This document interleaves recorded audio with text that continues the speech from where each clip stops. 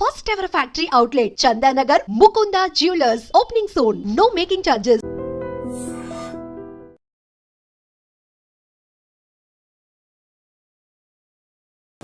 రేవంత్ రెడ్డి గారిలో నాకు మంచి లక్షణం ఏంటంటే మిగతా వెళ్ళడంలో కూడా మనసులో అంతా చెప్పేస్తాడు. బోళ్ళ మనిషి.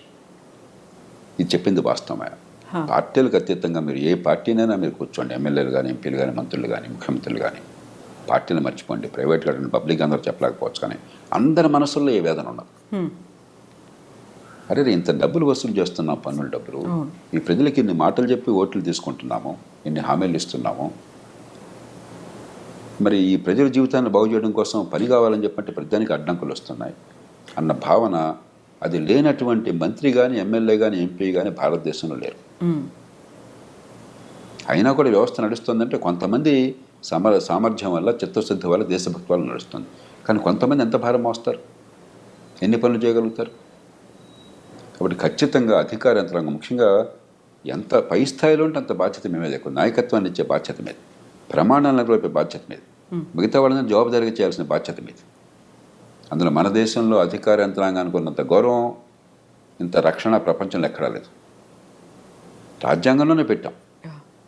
ఒకసారి ఉద్యోగం వచ్చాక జీవితం పొడుగుతా మీకు మీరేం పని చేయకపోయినా కూడా ప్రమోషన్లు గ్యారంటీ, టైం బౌండ్గా పదోన్నతులు గ్యారంటీ, పదవులు గ్యారంటీ. అలాగే ఉద్యోగాన్ని తీసిన దాఖలా దాదాపు ఏమి ఉండవు. మీరు ఎంత అసమర్థులైనా, ఎన్నో సందర్భాలు అవినీతి ఉన్నా కూడా ఏం జరగదు పెద్దగా. ఊరికట్టు 2 నెలలు ఎవరన్నా ఉంటే 2 రోజుల కోసం మాట్లాడతారు, అంతే, ఇంకేం జరగదు. అన్ని కీలకమైన ఉద్యోగాలు మీ చేతుల్లోనే. అది ఎలాగో ముఖ్యమంత్రికి కూడా తెలియదు ఎందుకు అలా జరిగిందో. కార్డర్ రూల్స్ అని పెట్టేసి, కార్డర్డ్ పోస్ట్ అని పెట్టాను, కార్డర్డ్ పోస్ట్ అని పెట్టేసి రకరకాల రూపాలతో ప్రభుత్వాలకు కూడా అర్థం కాని రీతిలో కీలకమైన పదవులన్నీ మీకే. మరి సమాజం ఇంత గౌరవాన్ని, ఇంత రక్షణని ఇచ్చినప్పుడు, నెత్తిని పెట్టుకున్నప్పుడు మిమ్మల్ని, ఈ సమాజానికి మనమే ఇస్తున్నాం తిరిగి. ఆ రకంగా చూస్తే ఒక చిన్న ఉదాహరణ, హైదరాబాద్ నగరం నీళ్లు చూడండి. వేల కోట్లు ఖర్చు పెట్టి ప్రజల పన్నుల డబ్బుల్లోంచి మనం లేదా అప్పులు తీసుకొచ్చి గోదావరి నుంచి, కృష్ణ నుంచి లిఫ్ట్ చేస్తున్నాం. దేశంలో ఏ నగరానికి లేని సౌకర్యం హైదరాబాద్కు ఉండదు. మంచినీళ్ళ విషయంలో 2 మహానదులు 2 పక్కన ఉన్నాయి కాబట్టి కృష్ణా, గోదావరి, మరి చాలా వేల కోట్లు ఖర్చు పెట్టి అక్కడి నుంచి లిఫ్ట్ చేసి ఏర్పాటు చేసాము, నీళ్ళు వస్తున్నాయి. ఆ నీళ్ళలో 45% నీళ్లు మన ఇంటికి రాకుండా మూసిలో కలిసిపోతున్నాయి. ఇంతకంటే నేర సమాన నిర్లక్ష్యం ఇంకేమన్నా ఉందా? ఒక పేద దేశంలో ఇన్ని వేల కోట్ల రూపాయలతో నీరు అక్కడి నుంచి ఇక్కడి దాకా తీసుకొచ్చి ఆ వడ్డీలు కడుతూనే ప్రభుత్వాలు బోడంత సతమతం అయిపోతూ ఉంటే ఆ నీళ్ళు ఇళ్ళకి చేరట్లేదే, మళ్ళీ మూసిలోకి వెళ్ళిపోతున్నాయి. పెద్ద ఎక్కడికి చూడక్కర్లా, అన్నమంతా చూడక్కర్లా, 2 మెతుకులు చూస్తే చాలు. వెరీ రీసెంట్గా కూడా చూసాం సార్, హైడ్రా తవ్వకాలకి సంబంధించి పెద్ద వాటర్ పైప్ లైన్ పగిలిపోయింది అనే మాట. అట్లాగే ఇన్ని వేల కోట్లు ఖర్చు పెడుతున్న విద్య కోసం అని చెప్పాను. గుండె మీద చేసుకుని చెప్పమానండి, మా పాఠశాలల్లో పిల్లలకి ఏ కుటుంబం నుంచి వచ్చినా కూడా ఖచ్చితంగా మంచి ప్రమాణాల విద్య అందుతోంది, వాళ్ళ ప్రతిభ వికసిస్తోంది, ఎదిగే అవకాశం వస్తుంది. మీరు చెప్పనండి ఒకసారి, నేను ఛాలెంజ్ చేస్తున్నాను మిమ్మల్ని బహిరంగంగా. ఎంత అధ్వానమైన చదువు అందుతుంది, ఇంత డబ్బు ఖర్చు పెడుతున్నామే. 25-30 వేల కోట్లు, 30 వేల కోట్ల దాకా తెలంగాణ ఖర్చు అవుతుంది. అన్ని రూపాయల్లో పాఠశాల విద్య కోసం అయ్యే ఖర్చు. అంతా కలిపితే 21 లక్షలు, 22 లక్షలు ఉన్నారు పిల్లలు గవర్నమెంట్ స్కూళ్ళలో. ఏం విద్య అందుతుంది? ఎందుకు అందట్లేదు? ఏదన్నా పట్టుకోండి, మీరు ఏ రంగమైనా పట్టుకోండి. ట్రాఫిక్ ఉంది, ఎందుకు నరకం అవుతుంది? అక్కడ రెడ్ లైట్ ఉంటే జర్హన్ వెళుతుంటే వాడి మీద ఏమి రకమైన హారన్ మోగించుకుంటూ, తిట్టుకుంటూ. కాబట్టి ఏదన్నా చూడండి, మన జీవితంలో రోజువారీగా మనకు కావాల్సింది ఏదన్నా చూడండి, ప్రజలు నరకం అనిపిస్తున్నారు. ఎందువల్ల? ఇది కేవలం రాజకీయ నాయకుడు బాధ్యతనా? రాజకీయ నాయకుల్లో తప్పులు లేదని అంటే రోజు నేను విమర్శిస్తుంటాను. తప్పులు ఉన్నప్పుడు రాజకీయ వ్యవస్థలో తప్పులు చాలా ఉన్నాయి, కానీ రాజకీయ వ్యవస్థ అడ్డుకొని అనేక సందర్భాల్లో కూడా మంచినీళ్ళు అందరికంత ఏర్పాటు చేస్తే ప్రభుత్వం నాకు కాదంటారండి? మంచి విద్య అంతా ఏర్పాటు చేస్తే ప్రభుత్వం నాకు కాదంటారండి? ట్రాన్స్పోర్ట్ సిస్టమ్ బాగా ఇంప్రూవ్ చేసి అందరికీ సౌకర్యం కలిగిస్తే ఏ ప్రభుత్వం నాకు కాదంటుందండి? వేరే విషయాల్లో జోక్యం చేసుకోవచ్చు, వాళ్ళ లాభం కోసమో వాళ్ళ స్వార్థం కోసమో. ప్రజలందరికీ మంచి సౌకర్యాలు కోసం ప్రజలు ఇచ్చిన డబ్బుతో సరిగ్గా అందజేస్తే ప్రభుత్వానికి కీర్తి వస్తుంది, ఓట్లు వస్తాయి కదా. ఏమన్నా కాదంటారా? ఏ మంత్రులన్నా కాదంటారా? ఏ ఎమ్మెల్యేనా కాదంటారా? కాబట్టి ప్రతిదానికి రాజకీయం వంక పెట్టి మధ్యతరగతి వర్గాలు రాజకీయంలో వాళ్ళని తిడతారు కాబట్టి భారం అంతా వాళ్ళ మీద వేసి నపం పెట్టేసి మనం కూర్చుంటే అది ధర్మం కాదు.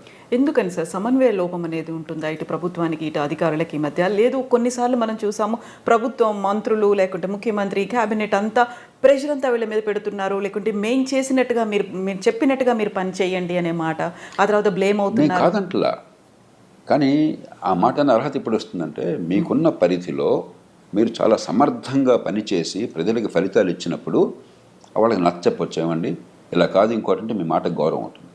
ప్రతిదానిలో నో అన్న మాటే మీ నుంచి వచ్చి మీ నుంచి ఏ పని కాకుండా ఉండి ప్రజలకు పనికి వచ్చేది జరగకుండా ఉండి మీరు ప్రతిదానికి నో అంటే వాడి నుంచి గౌరవిస్తారు మిమ్మల్ని. ఎన్నికైన వాడమే ఒత్తిళ్ళు ప్రజల నుంచి చాలా ఉన్నాయి పొద్దున్న సాయంత్రం దాకా. కాబట్టి ఈ వంక పెట్టేసి రాజకీయంలో ఉన్న వాళ్ళని తిట్టేసి మనం కూర్చుంటే ఎట్లాగా? ఈ సమాజం ఎంత గౌరవాన్ని ఇస్తుంది, ఎంత పోషిస్తుంది మిమ్మల్ని. ఇందాక నేను కొన్ని ఉదాహరణలు ఇచ్చాను. వీటిలో రాజకీయం ఏది వద్దని చెప్పండి నాకు. వీటిలో ఏ ఒక్కటైనా సరే ఒక ముఖ్యమంత్రి కానీ ఒక పార్టీ నాయకుడు కానీ ఏ పార్టీ ప్రభుత్వంలో ఉన్నా సరే మీరు ఇది చేయవద్దయా, ప్రజలకు అసౌకర్యం కలిగించండి, ప్రజలకు రవాణా వద్దు, ప్రజలకు మంచినీటి సరిగ్గా అందొద్దు, మురుగునీటి పరిధులు సరిగ్గా అవుతున్నాడు అని చెప్పాడా? కాబట్టి రాజకీయంలో తప్పు చేయట్లేదు నేను అంటలా, కానీ కొన్ని రంగాలు దొరుకుతుంది చట్టబద్ధ పాలన లేదు, నిజమే. ప్రతిదానిలో రాజకీయ జోక్యం ఉంటుంది పోలీస్ కేసుల్లో, నిజమే. పక్కన పెట్టేద్దాం, దానికి ఏం చేయాలో ఆలోచిద్దాం. కానీ అదేం లేకుండా చాలా రంగాలు ఉన్నాయి. అక్కడ మీరేం చేస్తున్నారు, ఎందుకు చేయటం లేదు? అంచేత ఎవరినో బాధ్యులుగా చేస్తే లాభం. దీనికి మనందరం బయట ఉన్న వాళ్ళం కూడా సమిష్టిగా బాధ్యత తీసుకోవాలి. రాజకీయంలో ఉన్న వాళ్ళు సహజంగా ఎన్నికైన వాళ్ళు బాధ్యత మనం పెట్టాం కాబట్టి వాళ్ళ బాధ్యత తీసుకోవాలి, దాని అనుమానం లేదు. కానీ పాలనా యంత్రాంగం, న్యాయ వ్యవస్థ, పత్రికా ప్రపంచం, మరి ప్రభుత్వాలు బయట ఉన్నటువంటి కాస్త కూస్తో పలుకుబడి అంటే మనందరం నేను కూడా బాధ్యత తీసుకుంటున్నాను. నా తప్పు కూడా ఉందని నేను అనుకుంటున్నాను. అంతేకాకుండా ప్రతివాడిని వాడిని చూపెట్టేసి వాడు తప్పు చెప్పేసి ఇది తప్ప. ముఖ్యమంత్రి గారు ఆవేదన నిజమైనది, దేశమంతా ఉన్నది, సహేతుకమైనది. ఖచ్చితంగా పాలనా యంత్రాంగంలో మౌలికమైన ప్రక్షాళన కావాలి, మౌలికమైన మార్పు కావాలి. ఈ పద్ధతి కొనసాగిస్తే ఇప్పుడు కొన్ని సినిమాల్లో చూస్తే, ఈ మధ్య ఒక సినిమా నేను మా శ్రీమతి చూస్తూ నేను ఒక 2 నిమిషాలు చూస్తే నాకు వాంతి వచ్చినట్టు. సినిమా చూసారు సార్ మీరు? వాడు అధికారిని వేశారట ఎన్నికల కోసం అని చెప్పని, వాడొచ్చి బస్తమే సవాల్ అని చెప్పని, నువ్వేవాడువయా ముఖ్యమంత్రివి, లేకపోతే నువ్వేవాడువయా మంత్రివి, నేను 35 ఏళ్ళు అంటాను, నేను అంత తెలుస్తాను అంటాడు. అది నిజంగా జనం తప్పట్టు పడతారు గొప్ప అనుకుని. ఇదే ప్రజాస్వామ్యం, ఇదే అధికారుల అహంకారం, ఇదే రాజ్యాంగం. మనం చాలా విచిత్ర వాతావరణాన్ని సృష్టిస్తున్నాం ఈ దేశం. నాకు ఇది వాంతి వచ్చింది అది చూస్తే. దీనిలో అసలు ప్రజాస్వామ్య స్పృహ ఏంటి, రాజ్యాంగ స్పృహ ఏంటి, మంచి పరిపాలన గురించి అవగాహన ఏంటి, ఇదే మన ప్రజలకు చెప్తున్నది. ఎంత అజ్ఞానాన్ని మనం పెంచుతున్నాం ఈ దేశంలో.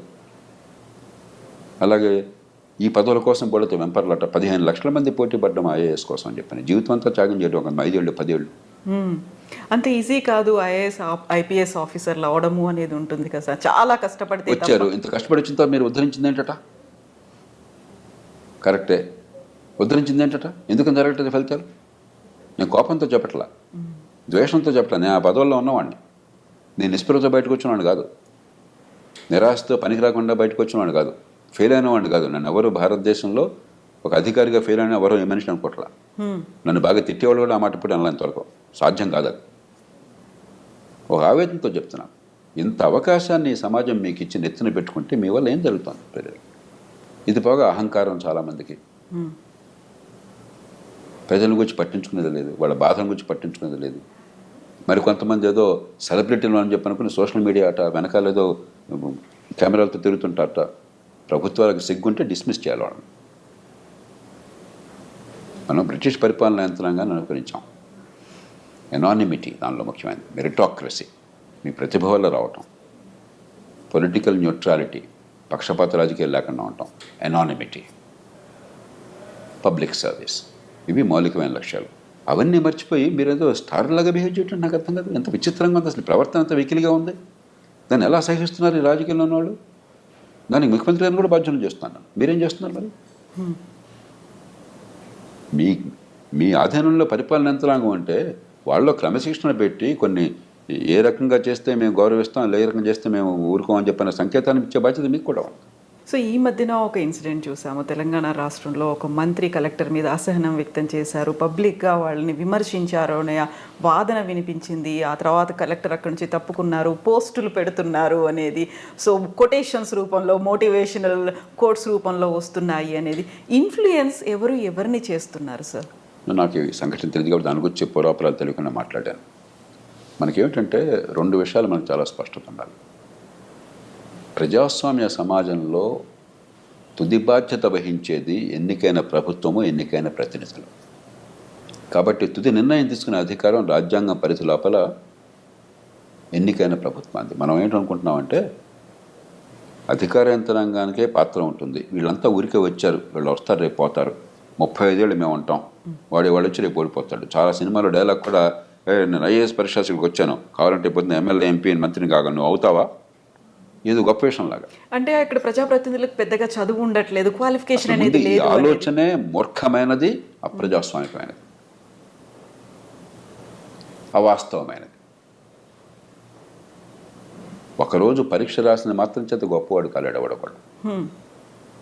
ఆ రోజు నువ్వు చదువుకున్నవి వచ్చుండొచ్చు, నువ్వు బాగా బట్టి ఉండొచ్చు, లేకపోతే ఎగ్జామినర్ ఆ రోజు సంతోషంగా ఉండుండొచ్చు, అదృష్టం కలిసి రావచ్చుండొచ్చు.